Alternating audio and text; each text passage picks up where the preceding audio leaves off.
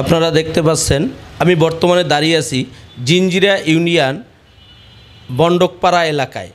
এখানে একটি অগ্নিকাণ্ডের ঘটনা ঘটছে। ফায়ার সার্ভিসের তথ্যমতে আমরা যতটা জানতে পারলাম, এখানে তালাবদ্ধ একটি ঘরে অগ্নিকাণ্ডের ঘটনা ঘটে।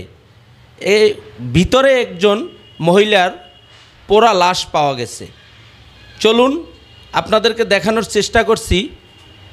ভিতরে ঘরটি পুড়ে একদম ছাই হয়ে গেছে, কোনো মালামাল এখানে আমরা দেখতে পাচ্ছি। আপনারা দেখেন একদম ফ্রিজ ট্রিজ যা ছিল সব পুড়ে একদম কয়লার মতো হয়ে গেছে।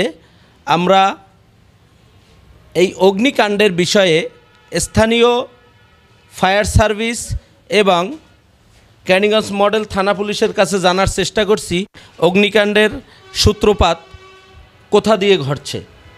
এই অগ্নিকাণ্ডের বিষয়ে কেরানীগঞ্জ ফায়ার স্টেশনে একটা আগুনের সংবাদ আসে। তখন আমরা আমাদের আগুনের যে টিম আমরা ঘটনাস্থলে আসি। এটার 3 তলা একটা ভবনে, 2 তলা একটা আবাসিক বাসা, সেখানে 2টা রুম আছে।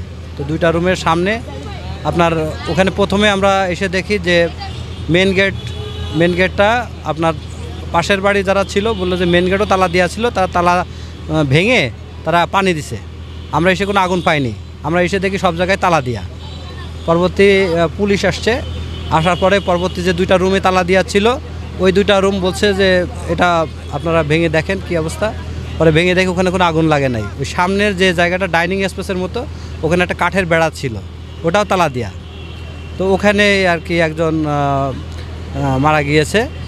ওখানে পুরো বডিটা তার পুড়ে গেছে, কোনো আগুন ছিল না এই অবস্থা। পরবর্তীতে মডেল থানার ওসি তদন্ত পুলিশ সাহেব উনি আসছেন, উনি সব কিছুই এটা প্রক্রিয়া অনুযায়ী উনি কাজ করতেছেন। এই অবস্থায় আছে, বডিটা বের করে পাশে রাখা আছে। হ্যাঁ, ওটা পুড়িয়ে গেছে তো অনেক, মানে এটা অনেকটাই মানে মানে অস্পষ্টই লাগছে। তবে দেখা যাচ্ছে যে মহিলা। আপনাদের ধারণায় যে আগুন থেকেই উনি হ্যাঁ আগুনে পুড়ে গেছে তার বডি।